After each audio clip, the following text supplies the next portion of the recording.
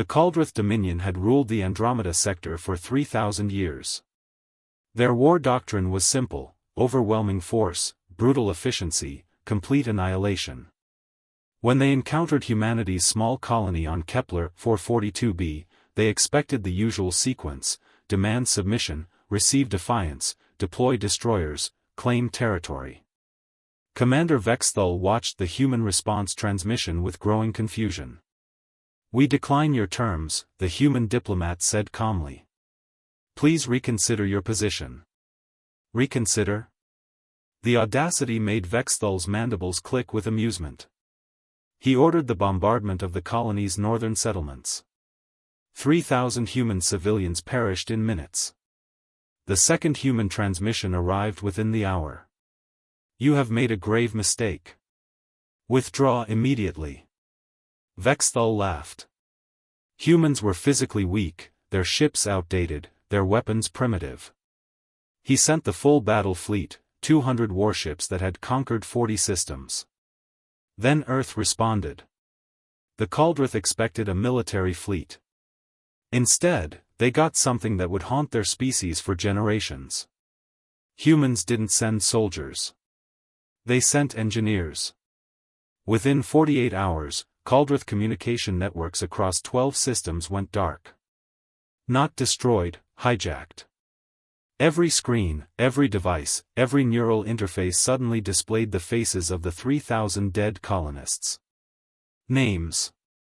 Ages. Dreams. Families. The Caldrith couldn't shut it off. Their navigation systems began routing ships into asteroid fields. Weapon systems locked down during critical moments. Life support started randomizing temperature controls. Nothing fatal, just enough to create constant, maddening chaos. But the psychological warfare was just the beginning. Human hackers didn't just infiltrate Caldrith military systems, they cracked their entire financial network. Overnight, the Dominion's economy collapsed. Trade routes dissolved.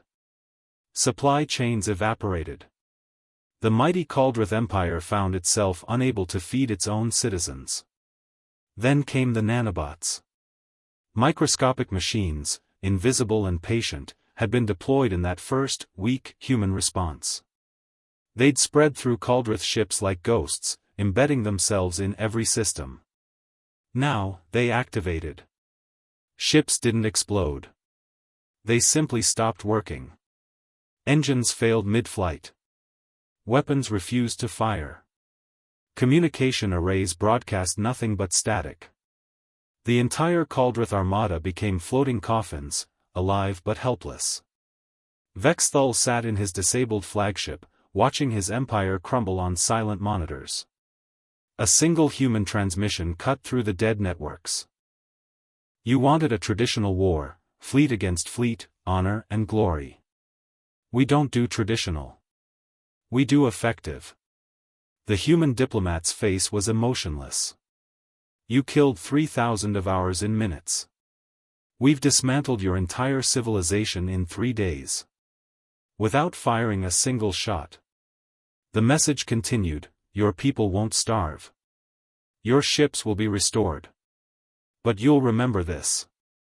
Every species in this galaxy will remember this. Humanity doesn't fight wars. We solve problems. And you just became a problem with a very permanent solution." Vexthal finally understood the terror other species felt when they whispered about humans. They didn't fight like warriors. They fought like apex predators, patient, creative, absolutely merciless. The Caldrith had wanted a fight. Earth had sent an extinction-level education.